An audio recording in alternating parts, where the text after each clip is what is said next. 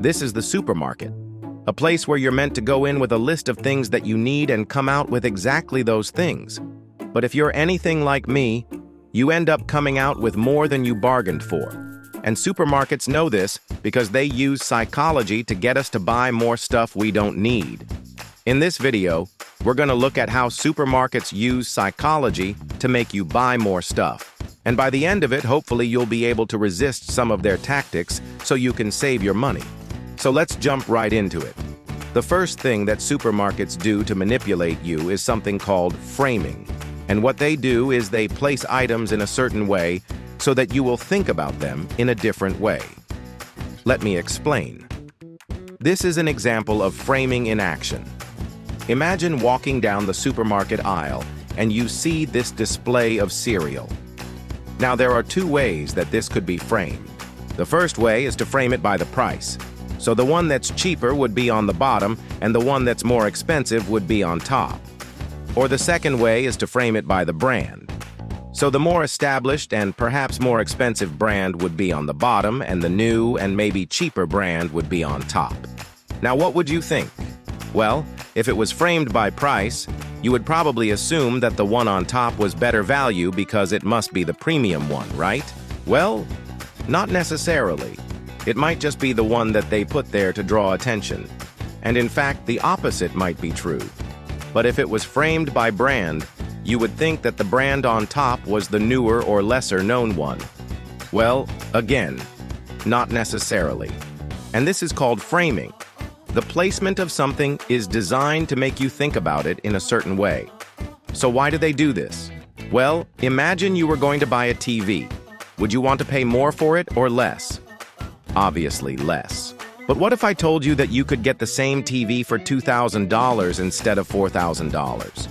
You'd be pretty happy, right? Well, this is called loss aversion. We feel the pain of losing much more strongly than the pleasure of gaining something. So if something is presented as a loss, we'll move mountains to avoid it. But if it's presented as a gain, we won't move half a mountain to pursue it. For example, imagine seeing this sign, "Bag your own groceries and save 15 cents." You might think, hey, this is a great deal. I'm saving 15 cents.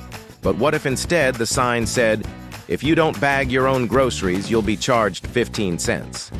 Which option seems more compelling? Well, the second one.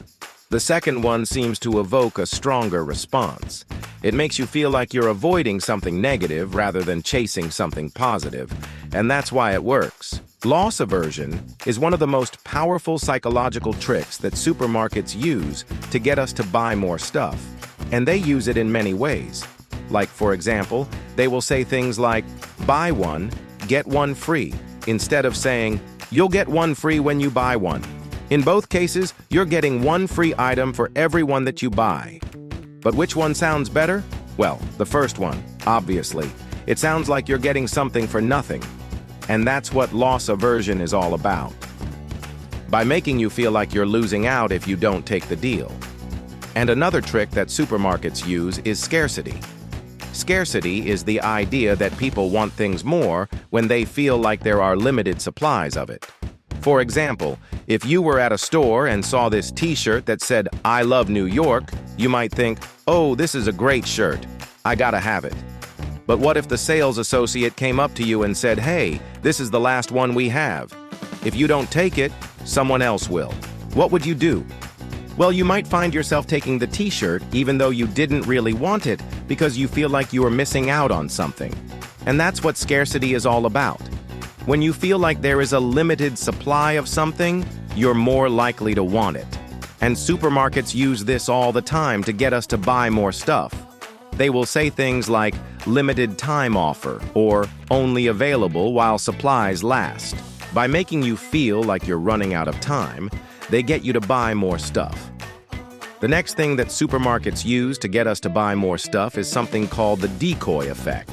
And what it is when you compare two options together, you'll usually pick the middle option. For example, let's say that you were at a store and saw this shirt for $100. You might think, oh, this is a nice shirt, but it's a bit pricey. But then you see another shirt that's more expensive, like $150. Suddenly, the $100 shirt seems like a great deal. And that's what the decoy effect is.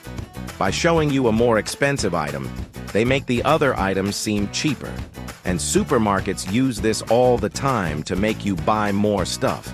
They will put a luxury item on the shelf next to a more affordable one so that the affordable one seems like a better deal.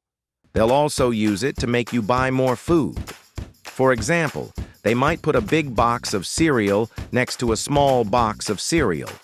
And by making you compare the two, they make the smaller box seem like a better deal than it actually is. Another thing that supermarkets use to get us to buy more stuff is something called the anchoring effect. And what it is when you show someone a very high number, it anchors their perception of other numbers as being much lower. For example, let's say that you were at a store and saw a TV for $10,000. You might think, oh my gosh, that's crazy expensive. But then you see a TV that's $1,000 and it seems like a steal compared to the $1,000 TV. And that's what the anchoring effect is. By showing you a really expensive item, they make other items seem much cheaper. And supermarkets use this all the time to get you to buy more stuff. They will put an expensive item on the shelf next to a more affordable one, so that the affordable one seems like a great deal. They'll also use it with food. For example, they might put a giant box of cereal next to a smaller box of cereal, and by making you compare the two, they make the smaller box seem like a better deal than it actually is. And the last thing that supermarkets use to get us to buy more stuff is something called the power of suggestion. And what it is when you put two ideas together in your head, it makes you more likely to think of them as being related. For example, let's say that you were at a store and saw this umbrella. You might think, oh, it's a nice umbrella, but I don't really need it. But then you see a sign that says, don't get caught in the rain. It makes you more likely to think of the umbrella as being useful. And that's what the power of suggestion is. By putting two ideas together in your head, it makes you more likely to think of them as being related. And supermarkets use this all the time to get you to buy more stuff. They will put signs around the store that say things like, stock up for the week, or do not run out of milk.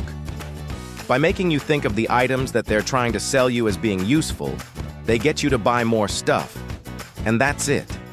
Those are 5 ways that supermarkets use psychology to make you buy more stuff. I hope that now you can go to the supermarket with a clear mind and not be tricked by all of the marketing ploys that they try to use on you. And if you enjoyed this video, please hit the like button and subscribe so you never miss an upload. Thanks for watching, and I'll see you in the next one.